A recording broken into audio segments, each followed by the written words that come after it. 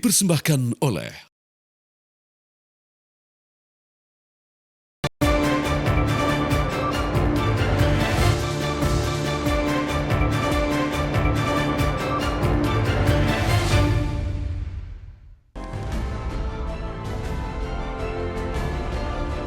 years, Indonesia's presidency is committed to carrying the torch and working together with all of you to make tourism more inclusive and resilient in the future.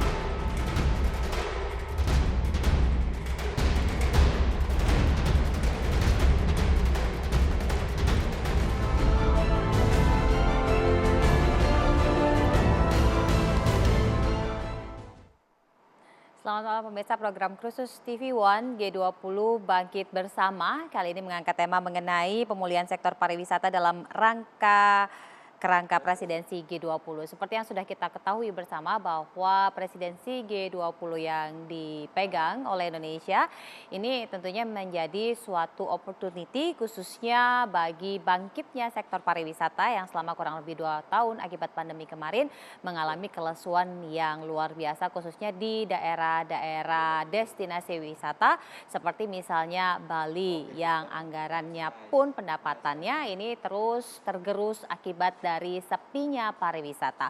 Oleh karena itu banyak harapan kemudian disandarkan dari presidensi G20 ini dan oleh karenanya memang penyelenggaraan di Bali diharapkan juga bisa mendongkrak kembali pariwisata Bali termasuk juga beberapa destinasi super yang sudah dicanangkan oleh pemerintah seperti misalnya Labuan Bajo, kemudian di Sumatera Utara dan beberapa titik lainnya untuk bisa membuat agar Indonesia semakin dikenal khususnya dari pariwisata. Dan industri ini terus diupayakan bisa berkembang oleh Kemenparekraf dengan berbagai macam program supaya Indonesia ini semakin dikenal dan pendapatan dari sektor ini bisa terus digenjot. Mengingat tentu saja karena kita memiliki keindahan alam, kemudian kekayaan ragam budaya dan adat istiadat, tentunya ini menjadi suatu hal yang bisa dalam tanda petik quote and quote dijual khususnya karena kita memegang presidensi G20.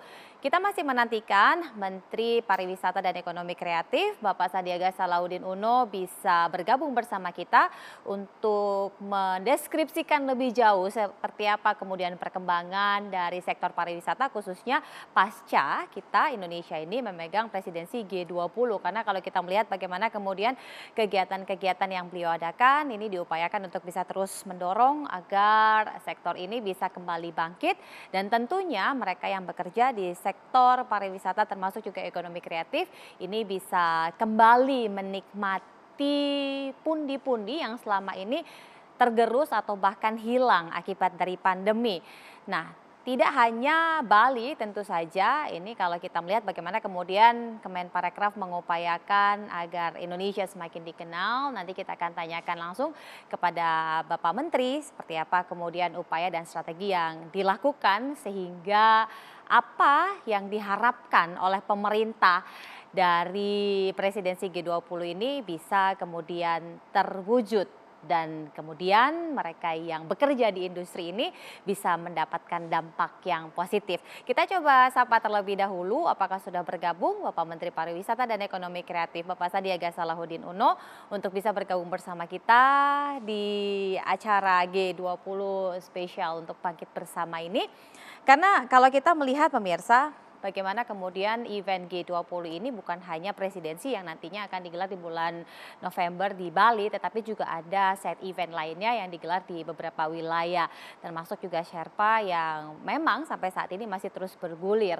Tentu saja ini penyelenggaraannya diharapkan bisa memberikan pendapatan bagi daerah-daerah di mana tempat ini berlangsung khususnya mengenai kegiatan-kegiatan yang berkaitan mengenai G20 itu sendiri.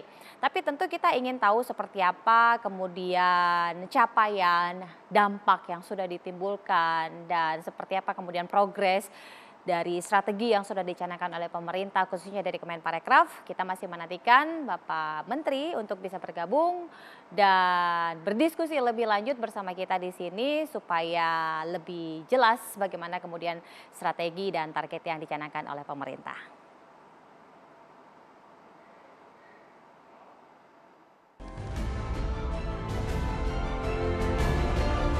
Years, Indonesia's presidency is committed to carrying the torch and working together with all of you to make tourism more inclusive and resilient in the future.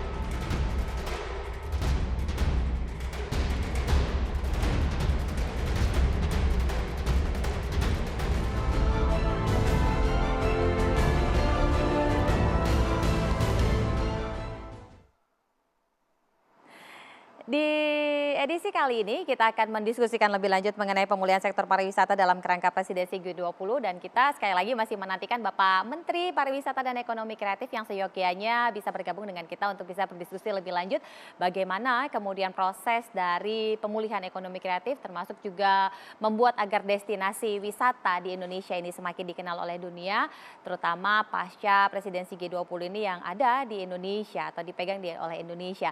Nah ini ada harapan besar seperti yang tadi juga sudah saya sampaikan bagaimana pemerintah berupaya agar sektor yang sangat terdampak yakni pariwisata serta ekonomi kreatif ini bisa kemudian bangkit dan tumbuh lebih cepat dengan adanya presidensi G20 yang kemudian dipegang oleh Indonesia.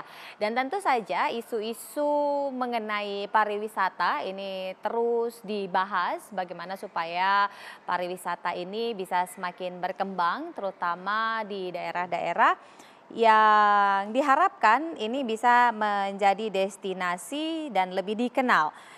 Karena memang kalau dari rangkaian kegiatan yang menjadi bagian dari presidensi G20 itu sendiri ada Tourism Working Group, kemudian Tourism Ministerial Meeting, hingga ada World Tourism Day. Nah bagaimana sebenarnya kemudian target-target tersebut dari strategi yang dicanangkan oleh pemerintah, kita nanti juga berupaya untuk bisa menggali dari Kementerian Pariwisata dan Ekonomi Kreatif. Nah memang beberapa hal yang menjadi catatan ini investasi pun juga sudah mulai masuk ke daerah destinasi super yang dicanangkan oleh pemerintah. Dan bukan hanya Bali, ini pemerintah mengupayakan agar beberapa wilayah lainnya ini bisa kemudian dijadikan tempat tujuan karena beberapa agenda ini juga dilaksanakan di Labuan Bajo yang kalau kita ketahui ini Tourism Working Group yang pertama dilaksanakan di sana dan isunya ini mengenai penguatan masyarakat sebagai agen perubahan untuk transformasi pariwisata karena ketika kita bicara mengenai pariwisata tentu saja berkaitan langsung dengan hospitality yang pelaku utamanya adalah masyarakat. Oleh karenanya memang isu-isu berkaitan mengenai peningkatan kualitas sumber daya manusia di sektor ekonomi kreatif serta pariwisata ini diupayakan untuk bisa terus ditingkatkan supaya sektor ini bisa menjadi salah satu tumpuan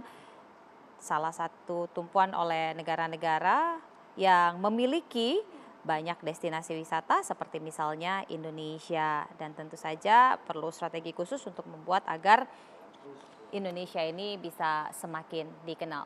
Kami masih menantikan Bapak Menteri Pariwisata dan Ekonomi Kreatif, Bapak Sandiaga Salahuddin Uno untuk bisa bergabung bersama kita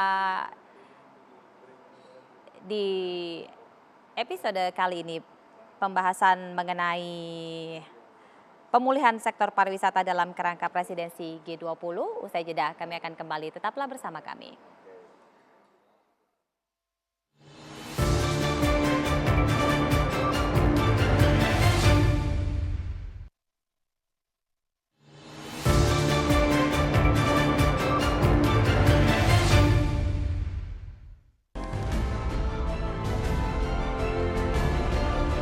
Years, Indonesia's presidency is committed to carrying the torch and working together with all of you to make tourism more inclusive and resilient in the future.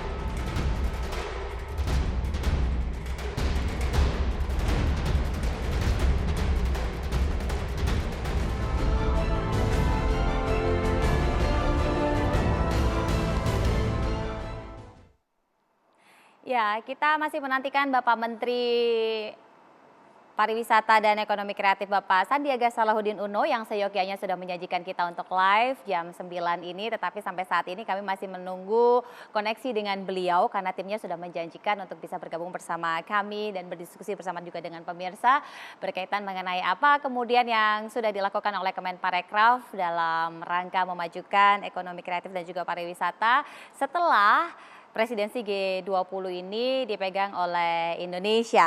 Dan tentu saja kalau dari beberapa catatan yang berkembang, Kemenparekraf ini berupaya untuk bisa mengembangkan pariwisata berbasis komunitas karena disadari bersama bahwa agen perubahan salah satunya untuk di sektor pariwisata yang mengutamakan hospitality ini adalah komunitas. Beberapa agenda yang juga sudah dilakukan dalam rangkaian G20 ini juga sempat dilaksanakan di kota Solo. Ini ada International Wellness Tourism Conference and Festival, tepatnya di bulan Agustus silam yang melakukan penguatan arsitektur kesehatan global. Selain itu, ini juga ada strategi keberlanjutan untuk pemulihan dan pertumbuhan pariwisata dunia melalui wisata kebugaran untuk semua. Dan ini merupakan salah satu strategi yang dilakukan oleh Kemenparekraf supaya pariwisata di Indonesia ini kemudian bisa ditingkatkan. Nah, Kemenparekraf sendiri ketika acara di Solo pada bulan Agustus silam, pemirsa, ini dengan konsep Solo Wellness City, The City of Java Wellness, ini menghadirkan 24 usaha mikro, kecil, dan menengah dengan konsep wellness. Dan memang beberapa wilayah juga sempat melaksanakan kegiatan serupa yang merupakan rangkaian acara dari kegiatan presidensi G20. Saya langsung saja sapa Bapak Menteri Pariwisata dan Ekonomi Kreatif sudah bergabung bersama kita. Pak Menteri, selamat malam. Selamat malam Mbak Grita, apa kabar? Terima kasih TV One sudah mengundang kami di sesi yang luar biasa ini. Iya, Pak Sukses Menteri. dan salam pariwisata dan ekonomi kreatif. Pak Menteri, tentu pemirsa ingin tahu sebenarnya ada tidak dampak dari presidensi G20 ini dengan perkembangan industri pariwisata yang ada di Indonesia, karena kalau kita lihat upaya yang dilakukan oleh Kemenparekraf terutama Pak Menteri yang terus-menerus mempromosikan destinasi wilayah di Indonesia ini tidak berhenti dan bahkan semakin sering, semakin kerap. Silakan Pak Menteri.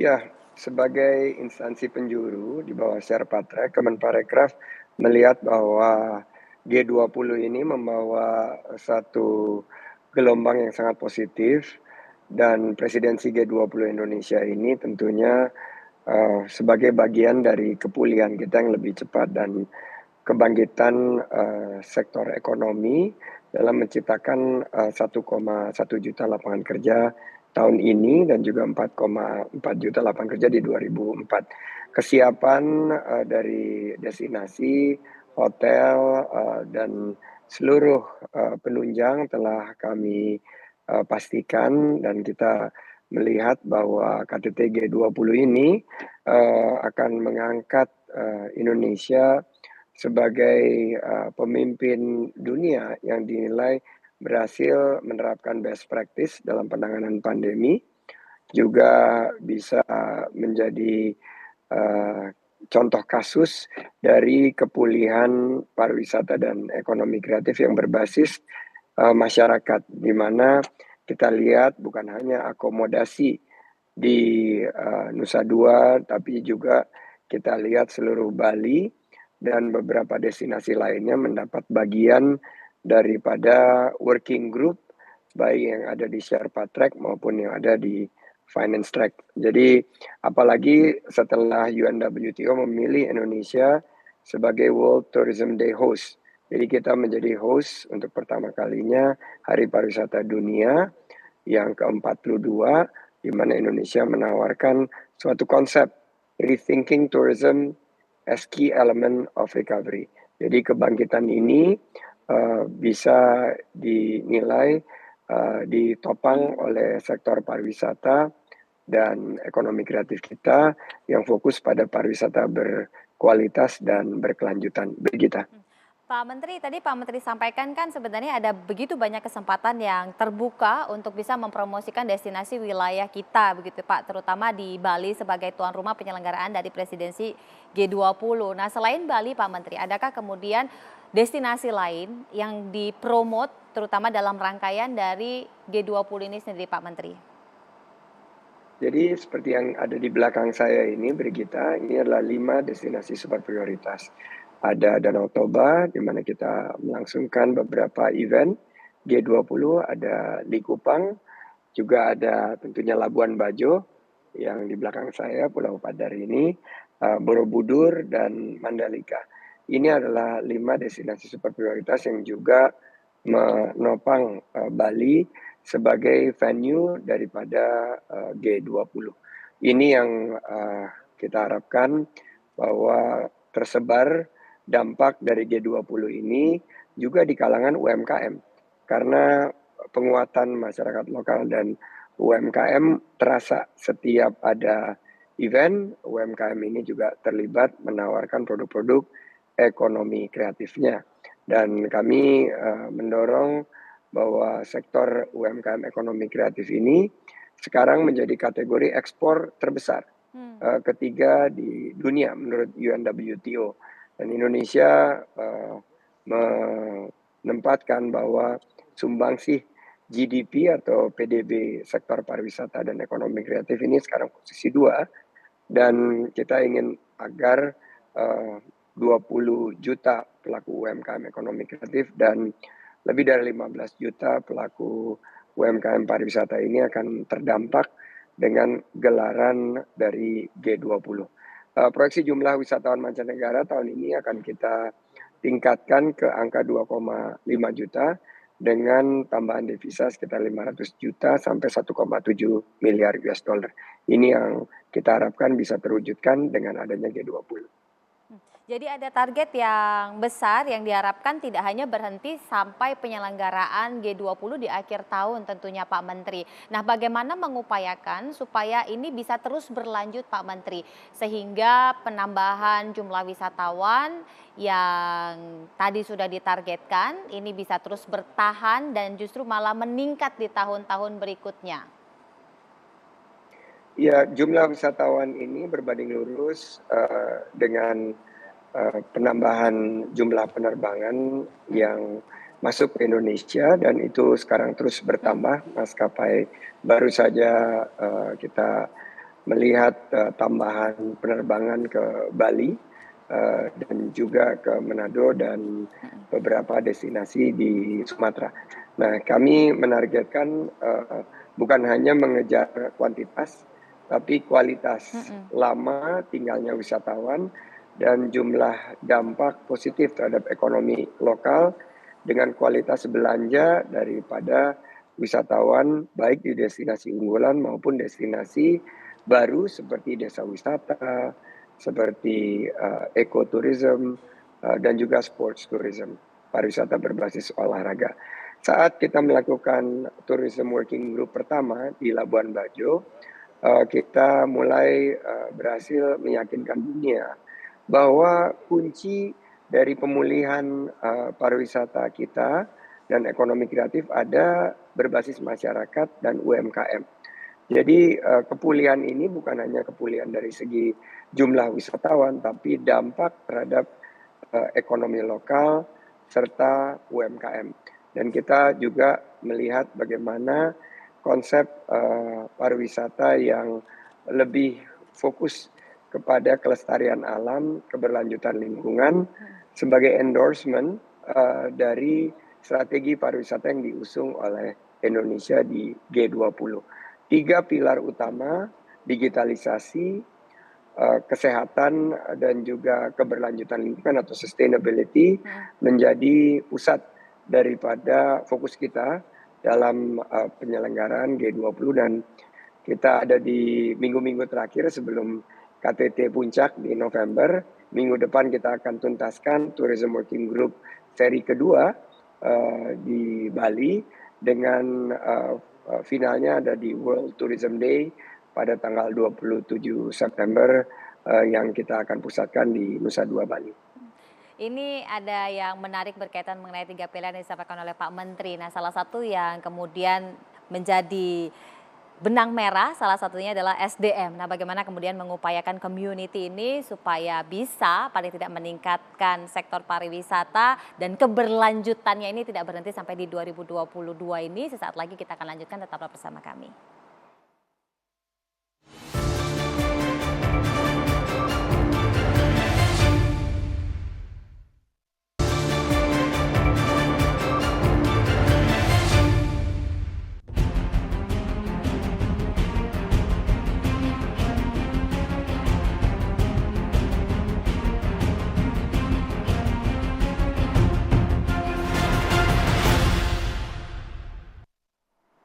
Kita masih bersama dengan Bapak Menteri Pariwisata dan Ekonomi Kreatif, Bapak Sandiaga Salahuddin Uno. Pak Menteri tadi sampaikan bahwa ada proyeksi wisatawan hingga 2,5 juta dan juga devisa yang bisa mencapai 1 miliar USD. Tentunya ini nilai yang dalam tanda petik signifikan jika dibandingkan dengan 2 tahun silam yang pariwisata tidak bisa melakukan apa-apa akibat pandemi, Pak Menteri. Nah, Pak Menteri juga sampaikan bahwa saat ini sedang melakukan tourism working group yang kedua di Bali. Nah, isunya apakah juga keberlanjutan dari yang pertama berkaitan mengenai penguatan masyarakat atau ada isu tambahan lainnya, Pak Menteri?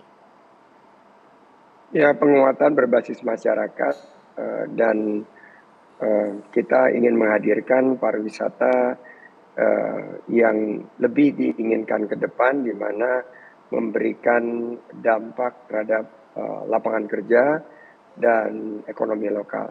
Ini saya ingin share sama Brigita. Kita kan target devisanya 500 sampai 1,7 miliar. Ini range-nya cukup besar. Tapi per Agustus 2022, Astungkare, alhamdulillah, ternyata devisa wisatawan mancanegara hingga semester pertama 2022 sudah menembus 1,84 miliar dolar. Jadi ada upside revision yang akan kita lakukan. Bukan dari jumlah wisatawannya, karena target wisatawan kan 1,8 sampai 3,6. Jadi kita di angka 2,5 juta ini sesuai dengan prediksi. Tapi jumlah devisa yang dihasilkan ini menunjukkan bahwa dari angka 2,5 juta yang ditargetkan, berarti kualitas dari wisatawan mancanegara ini meningkat secara signifikan. Lama kunjungan dan juga kualitas belanja terhadap ekonomi lokal. Ini juga yang menunjukkan bahwa peningkatan Indonesia indeks kepariwisataan dunia oleh World Economic Forum yang loncat 12 peringkat melampaui Malaysia, Thailand, dan Vietnam untuk pertama kali ini sudah mulai membuahkan hasil. Dan ini patut kita syukuri.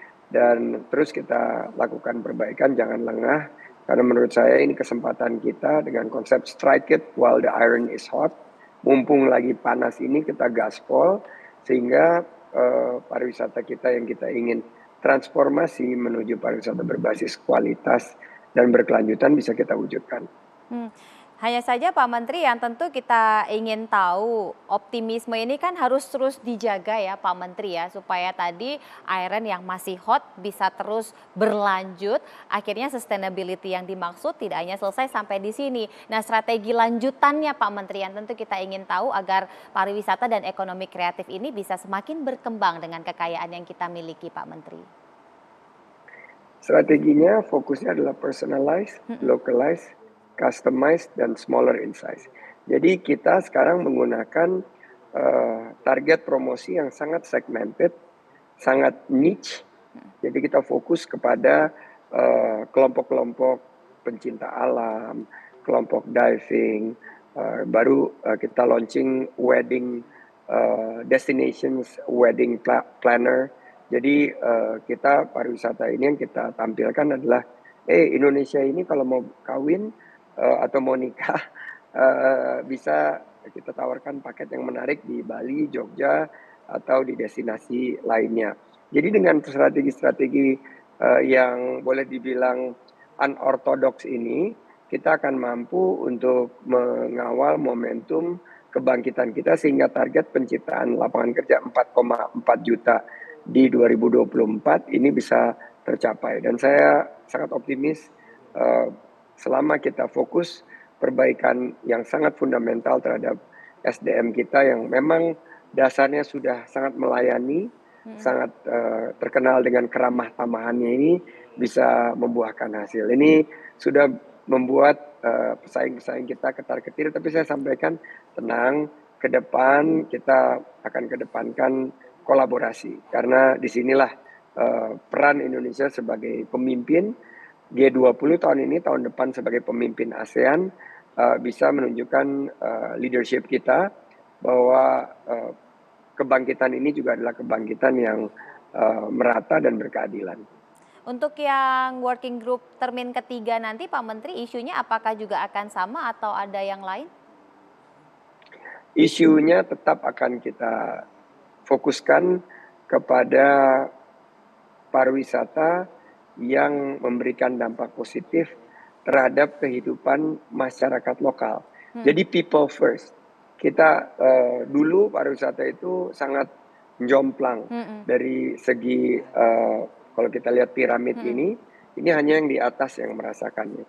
Kita ingin dengan program-program seperti desa wisata, program UMKM ekonomi kreatif, kita angkat produk-produk kuliner, kria, dan fashion di dalam satu bingkai kebijakan pariwisata dan ekonomi kreatif ini yang merasakan justru adalah mayoritas yang ada di tengah dan di lapisan bawah dari sektor pariwisata dan ekonomi kreatif. Total ada 40 juta masyarakat Indonesia yang menggantungkan hidupnya di sektor dua sektor ini, pariwisata dan ekonomi kreatif. Sinergi dengan kementerian lain Pak Menteri untuk bisa mensupport agar 40 juta pelaku industri ini bisa pada akhirnya mengembangkan industrinya dan memanfaatkan sebaik mungkin momen ini, bagaimana Pak Menteri? Kita terus melakukan koordinasi lintas kementerian lembaga, pemerintah daerah, tapi kita tidak berhenti di situ. Kita juga merangkul pentahelix, terutama dunia usaha. Karena kalau kita menggantungkan hanya kepada pemerintah, kecepatan eksekusi dan investasi akan ketinggalan. Jadi kami juga melibatkan swasta dengan beberapa 8 kawasan ekonomi khusus pariwisata, mulai dari di Tanjung Klayang di Belitung, Tanjung Lesung sampai ke Morotai. Juga kita bicara mengenai 3 badan otorita yang menangani Danau Toba, Borobudur, dan Labuan Bajo Flores. Jadi ada 8 kawasan ekonomi khusus, 3 badan otorita, dan ada 2 proyek besar berkaitan dengan ekoturism yang sekarang menjadi andalan kita untuk terus bisa menggerakkan perekonomian dan menciptakan lapangan kerja seluas-luasnya. Jadi ada upaya yang sangat signifikan untuk memperbaiki fundamental itu intinya sehingga nanti ke depan bisa sustain begitu ya Pak Menteri. Pak Menteri, kembali ke penyelenggaraan puncak dari rangkaian acara ini yang nanti adalah di World Tourism Day di tanggal 27 September tadi seperti Pak Menteri sampaikan. Nah ini tentu kita ingin tahu bagaimana kemudian kegiatannya termasuk juga mengenai Bali Guidelines Pak Menteri dan 5 Lines of Action yang kemudian ini masih ada kaitannya dengan Bali itu sendiri. Silakan Pak Menteri. Jadi balik lagi bahwa Bali Guidelines ini fokusnya adalah strengthening communities dan micro, small, medium enterprises as tourism transformations agents, a people-centered recovery. Di mana Bali Guidelines ini adalah pusatnya peningkatan penghasilan dan kesejahteraan masyarakat. Kita melihat bahwa dari seluruh perwakilan semua sepakat bahwa akhirnya bolak-baliknya itu adalah manusianya, masyarakatnya, SDM-nya. Nah, Tourism Ministerial Meeting setelah the second Tourism Working Group ini akan mengendorse prosesnya Bali Guidelines ini. Dengan kesepakatan yang lagi kita upayakan adalah dalam bentuk communique on tourism. Jadi kesepakatan berbasis Bali Guidelines ini di mana nanti 150 delegasi seluruh Tourism Ministerial Meeting, jadi bukan hanya 20 dari G20 dan 35 perwakilan ini akan mengendorse keputusan yang diambil bersama bagaimana pariwisata ini bisa meningkatkan kesejahteraan masyarakat.